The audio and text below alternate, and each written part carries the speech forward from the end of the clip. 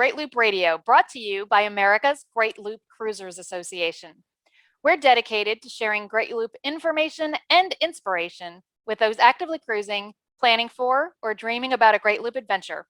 I'm Kim Russo. I'm the director of AGLCA, and today we're tackling a topic that was suggested by some of our members, and that is tips for dealing with tides. We know that a lot of our members don't have substantial boating experience, and even those that do are often coming from lakes and have never really had to deal with tides until they start their Great Loop. So we have brought in Karl Weber. He is with At the Helm, and Captain Karl is one of our very valued sponsors. As always, I do want to take a moment to recognize and thank our Admiral sponsors who support AGLCA at the highest level.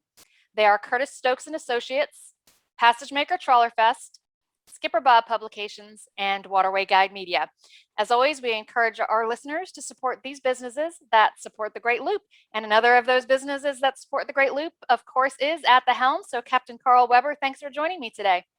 Hi, Kim. Nice to be here. Thanks for inviting me. Yeah, it's great to see you coming to us from the beautiful Keys, from Key Largo. So we appreciate that. And I know you're between deliveries. And those of you who don't know Karl, At the Helm does deliveries and training with AGLCA members and others as well. So we thank you for supporting the organization and our members. So I've given a little bit about you, but tell us, a little bit more about yourself and your boating experience. Sure. I'm very lucky. My dad's older brother and younger brother were both boaters. My Uncle Bill had a big motor yacht, and he as I got older, he got bigger boats. The younger brother, my Uncle Bob, is a sailor, and he taught me how to sail when I was a little kid. He's had a sailboat all my life. And I'm really lucky because now he started being my mate on some of my trips. So it's been great to make even more memories with my uncle helping me out.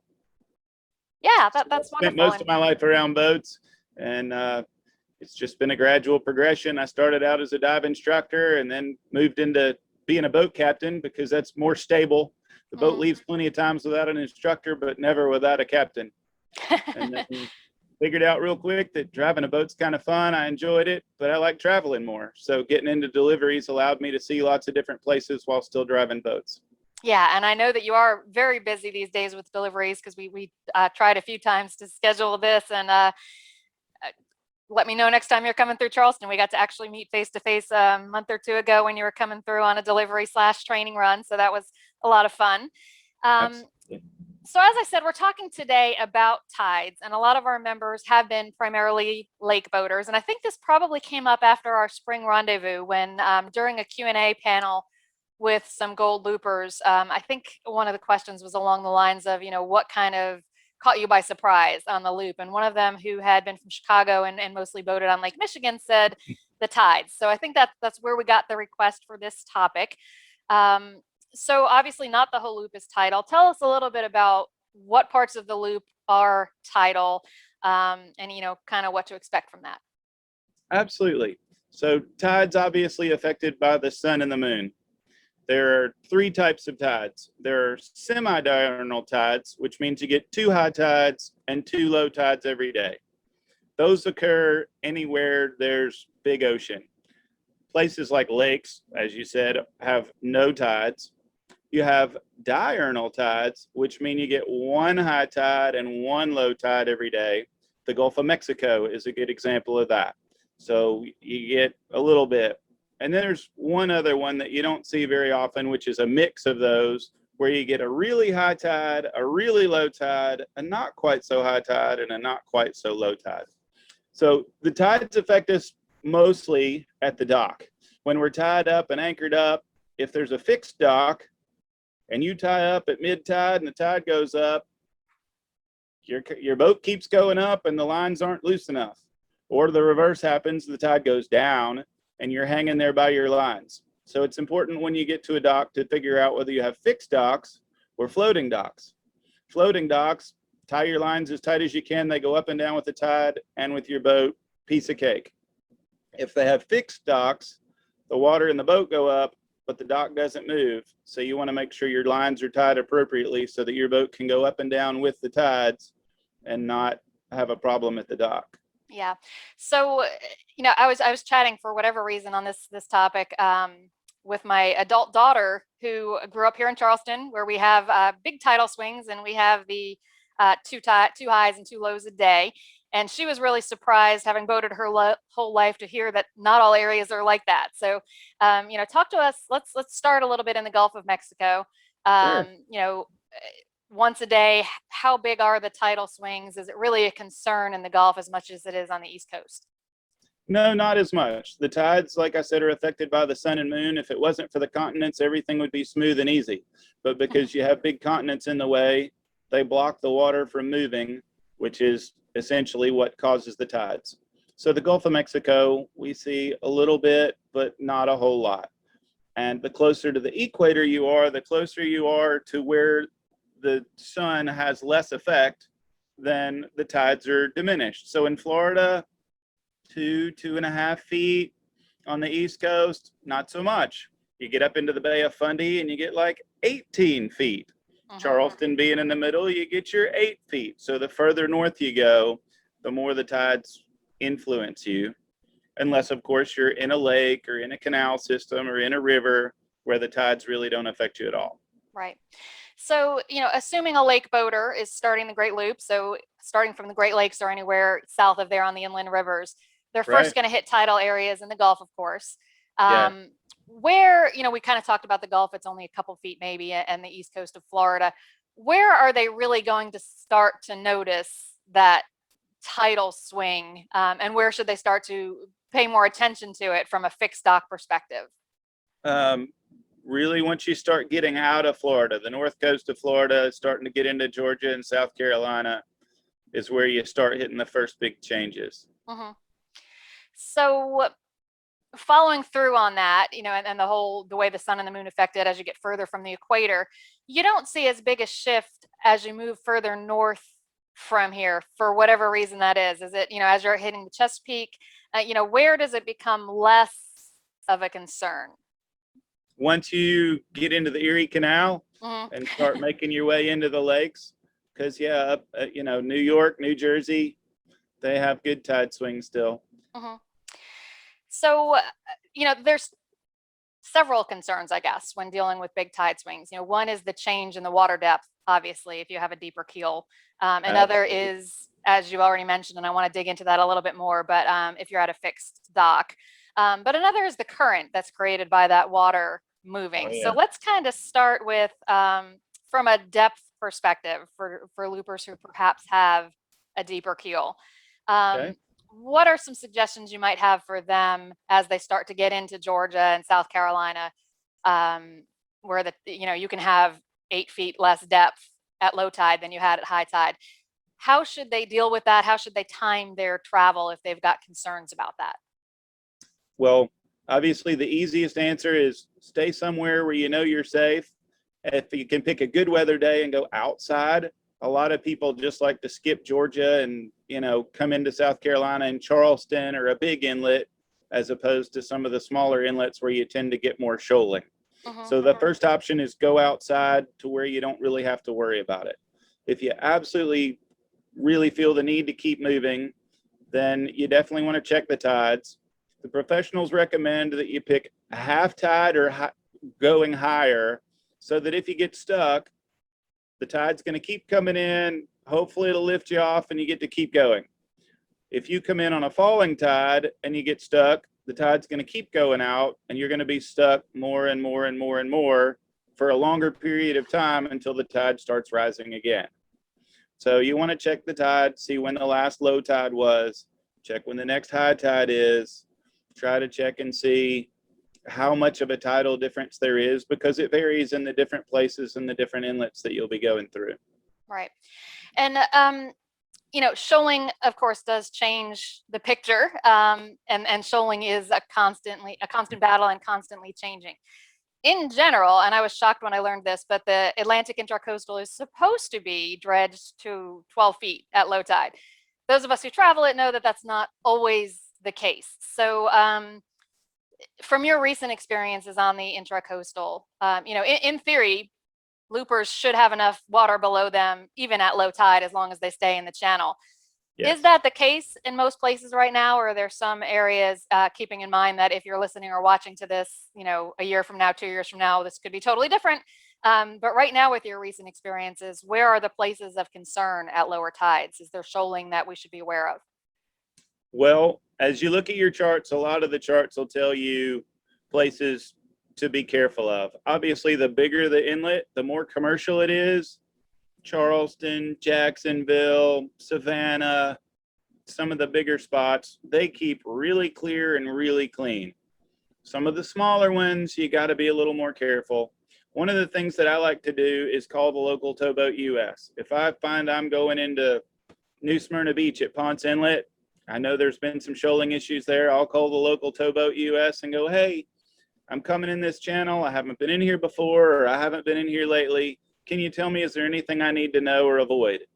And those guys are happy to share their information. They go, hey, today you want to avoid the greens. We got a little shoaling on the green side, hug closer to the reds. Or they'll say, hug the greens until you get around the first curve and then stay closer to the red side.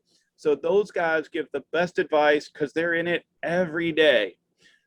Anytime there's a storm, stuff changes.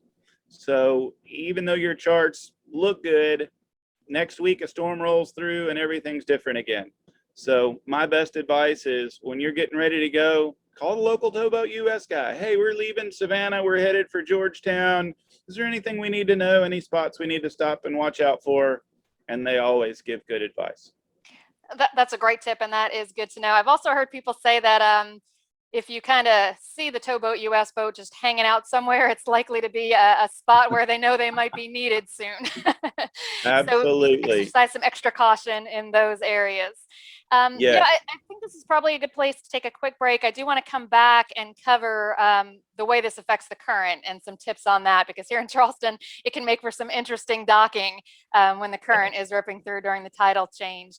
And I also want to talk again a little bit about anchoring as well as tying up to a fixed dock and how the tides are going to affect that. So we will be back in a moment.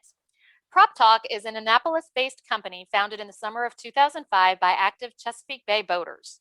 The company produces Prop Talk Magazine, a monthly newsprint magazine focused on Chesapeake Bay powerboating and the lifestyle surrounding boating on the bay. Every issue of Prop Talk is distributed at more than 850 carefully chosen and closely monitored locations throughout the Mid-Atlantic. Prop Talk's coverage goes deep rather than wide, and the magazine celebrates the people, places, boats, personalities, and events that make the Chesapeake one of the world's premier boating grounds. Thanks for reading and supporting the Chesapeake Bay's boating magazine. We're back on Great Loop Radio. We are talking tides today with Captain Karl Weber of At the Helm. Karl is sharing some tips on dealing with tides because many of us don't experience it until we're actually out there on the loop. So, Karl, as we've mentioned, here in Charleston is one of the areas where we've got, sometimes an 8-foot swing between high and low tide. Because of that, the current can really be ripping. So you can be, and we've had loopers report some, very challenging docking here in Charleston.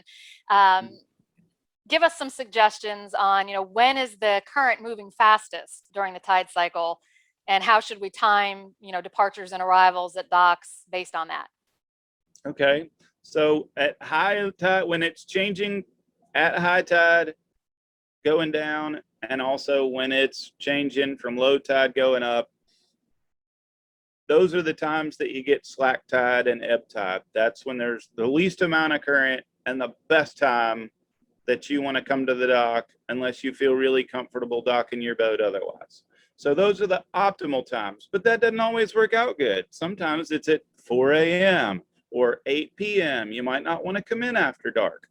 So obviously, you check those first. If you got a nice optimal time that you can come in, that's great. Otherwise, the best thing to do is try to put yourself in a position where you're docking into the current. You're facing into the current or into the wind so that you have the most control over your boat. And that is great advice. And even the very experienced captains in some of these areas do try to time their arrival for slack tide. That slack current is really just makes it so much easier. So what is a best resource that you've had, or multiple resources for finding those tide tables, for getting some accurate information? As you're planning your cruise for the next day and you're going from Georgetown to Charleston, or Charleston to Georgetown for that matter, what's the best way to find an accurate tide time for both of those cities, both of those ports, and figure out based on that your start and end time for the day. Right. So there are several that I use. One is an app called Tides Near Me, Mm-hmm. and it works right off your phone. And you just put it, when you open it up, it goes, oh, it looks like you're near Savannah or you're near Charleston. And here's the closest place. And here's the tide. Here's high tide, low tide, whatever. So that helps a lot. I tend to be a big fan of Navionics, and Navionics has a little weather thing on it that shows you which way the tides are going, which way the current's going, when it's the strongest, when it's the weakest. Obviously, when you're coming off of ebb or slack tide, it's the least. But as it starts going out or starts coming in, it gets stronger and stronger for the first few hours. And then as it gets to almost high or almost low, obviously it slows down more. So great advice on how to figure that out. As far as, if you can't time your arrival for slack current and trying to deal with coming somewhere mid in the cycle, you mentioned trying to dock with the current or with the wind so you have a little bit more control. From your experience, are most of the marinas helpful in that? Meaning, are they giving you a slip? Are they assigning you a spot where that's going to be easy versus hard, if I'm explaining that correctly? But I understand exactly here what you're I know a asking. lot, City Marina here in Charleston knows that at certain times in the cycle, transient boaters are going to have issues, and they're very helpful in kind of directing you to a slip that's going to make it as easy as possible when that's available. Right. In other places, I don't have that same direct experience. So how helpful are the marinas in managing that process for you when it's not the optimal time in the tide cycle? Most of those folks mean well. Mm-hmm. They're as helpful as they can possibly be, but most of them do not operate boats. They don't own boats. They don't drive boats. They don't know whether you have a single screw that works best clockwise or works best counterclockwise. They don't know which way your prop walk is. They don't know if you have bow thrusters or not. They just assume everybody is an expert. Well, we can't all be experts. And even the experts still struggle when the wind's blowing, the current's moving, and they try to put you in a tight slip. So what I usually do when I come to a marina, every time, even the marinas I know, I go to the fuel dock first. I tie up, even if I don't need fuel. I go, what slip are you putting me in? And then I walk around to see, hey, is there a boat there with a dinghy hanging 10 feet out into the runway? Is there a boat with a big bowsprit? Is there a sailboat with a thing that sticks out 6 feet into the middle? Or what are the pitfalls that I need to avoid? Which way is the current blowing? Is it blowing me into my slip? Is it blowing me out of my slip? Because those things all make it different. So if you can, a lot of times you can tell them, look, that slip's going to be really hard for me to get into. Can you put me into something where I can drive into the current, into my slip? Or I can back into my slip and the current's helping me instead of fighting me. And a lot of them are happy to work with you. You just have to let them know what you're working with. Hey, my boat doesn't turn counterclockwise well. I need a slip because the wind's going to push me this way that I can back into counterclockwise. That's really great advice, Karl. And I think a lot of people, myself included, don't want to look like a novice when they're coming in. So it's really great to hear that you, as a professional, when you can, tie up at the fuel dock and check things out first. I don't see too many people who do that, and I think that would be a great thing for more of us to do in an unfamiliar marina. So I think that's great advice for loopers, and perhaps they'll feel comfortable doing that, knowing that some of the pros do that as well. So thanks for sharing that. Yes, ma'am. One thing we haven't touched on at all is anchoring and how the tide will affect your scope and other factors. As the boat, if you're a lake boater, you may not have experienced much of a swing when you're at anchor. So tell us a little bit, some tips for if you're planning on anchoring in a place with big changes in tides. Anchoring is the hardest thing you'll face because everybody's boat swings differently. Some boats are lighter and the wind blows one way, the current's coming a different way, and their boat's facing a different direction than yours because yours is bigger and heavier. Or maybe there's somebody bigger and heavier than you, and their boat, a sailboat, swings to the current more than the wind because of the big rudder underneath and the keel, where motor yachts, not so much. They're more stuff above the water line, so the wind affects them more. So you have to look and see how big the anchorage is, how much room you have to work with, especially if you're in the ICW trying to anchor for the night and it's 100 feet wide, man, there's not a whole lot of room to swing there without being right smack in the middle of the channel. So a lot of times people use a stern anchor to make sure that they stay forward and back. But obviously you want to make sure that you have good scope. Some people go with 5-to-1, some 7-to-1. I happen to be old school. I like 10-to-1. I sleep good at night. I don't have to worry. When you always check what the tide is going to be at the highest point. Even if it's low tide now, there's 7 feet underneath you. 7 times 10 is 70. But if it comes up 8 feet, now your 7 is 15 feet, and you need twice as much. You need 150 feet of scope out in order to stay and not pull your anchor loose. Some people say you can do less with chain because it's heavier. Obviously, you have to be considerate of the other people around you, but I prefer to be away from most of the other people. I know how to set my anchor, and I sleep good at night. But I've been in places where other people didn't know how to set their anchor and wake up to them dragging down on you or somebody else. So I tend to like quieter places with fewer people. Mm-hmm. This is always a long topic, but any anchor alarms that you recommend? You said you sleep well. Do you use an anchor alarm? And have you ever had it falsely go off during a tide change because the boat was swinging?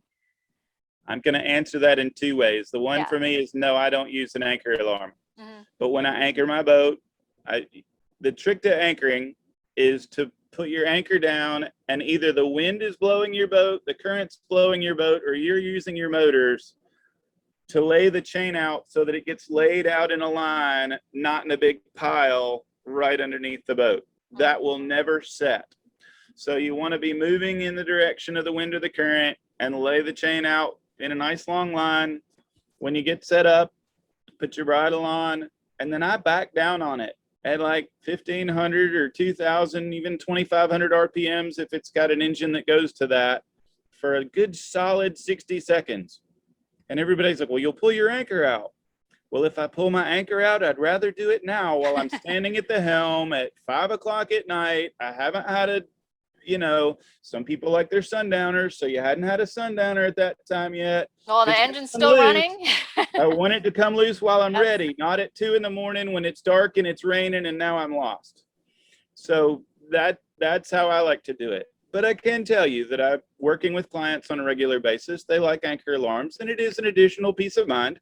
The biggest problem with anchor alarms is most people think, oh, I put out 100 feet of chain and I should put 100 feet on my anchor alarm.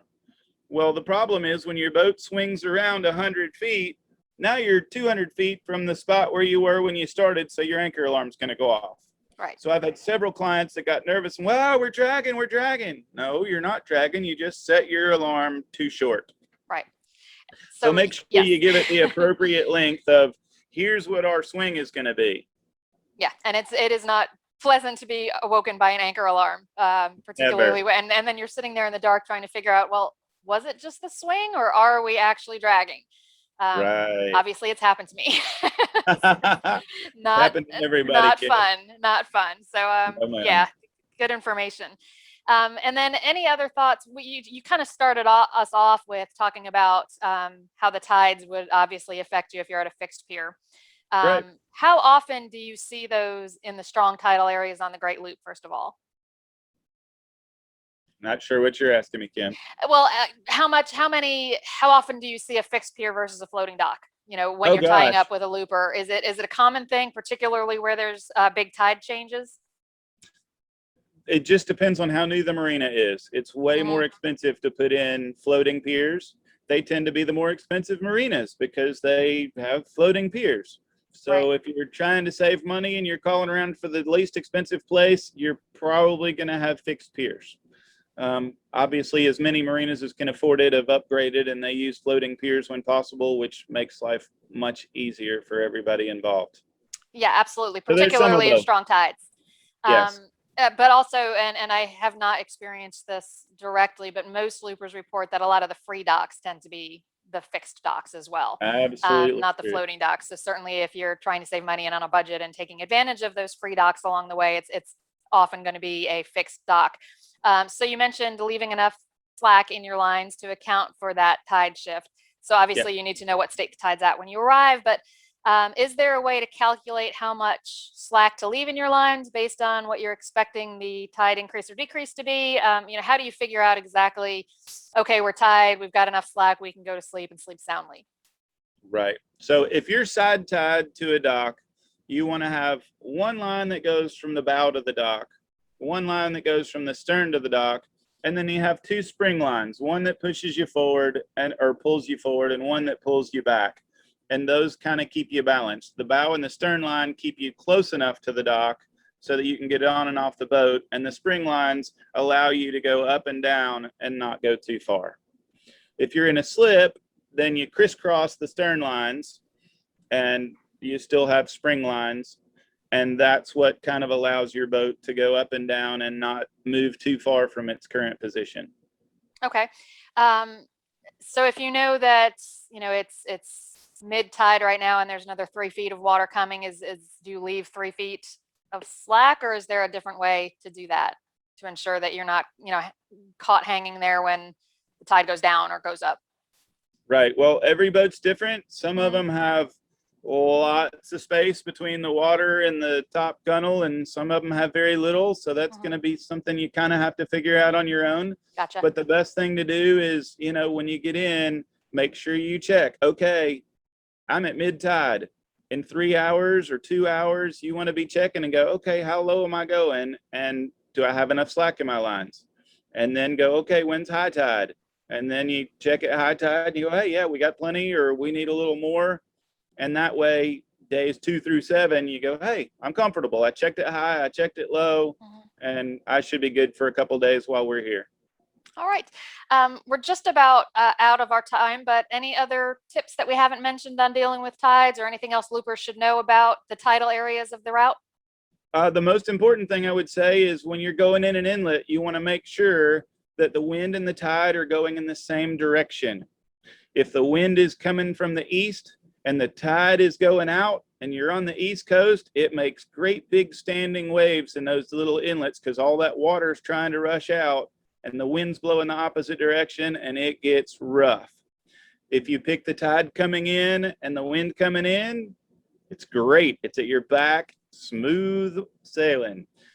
If the wind and the tide are both coming out, it'll be a little rougher, but nowhere near as bad as when they are against each other. So try to pick a time that whatever the wind is, if the wind is blowing from the west, you want to try to get an outgoing tide to go out that inlet. If you're trying to get in and the wind's coming from the east, you want to try to pick an incoming tide so that your ride in will be smoother. Great advice. A lot of loopers expect some rougher weather on the big Great Lakes, in the Gulf of Mexico. And often I hear from people in the worst conditions they encounter along the loop or on the East Coast and some of those inlets, based on the tide and wind conditions. So thank you for bringing that up. That's another great tip for how you can use the tides to your advantage, to avoid those bad days and to ensure more of the good days if you pick your travel windows. So Captain Karl Weber with At the Helm, thank you for joining us and sharing these tips. And thank you again for your AGLCA sponsorship. Thank you, Kim. It's my pleasure. And to those of us who have joined us today, thank you for listening or watching. We will be back next week with another episode of Great Loop Radio. Until then, safe cruising.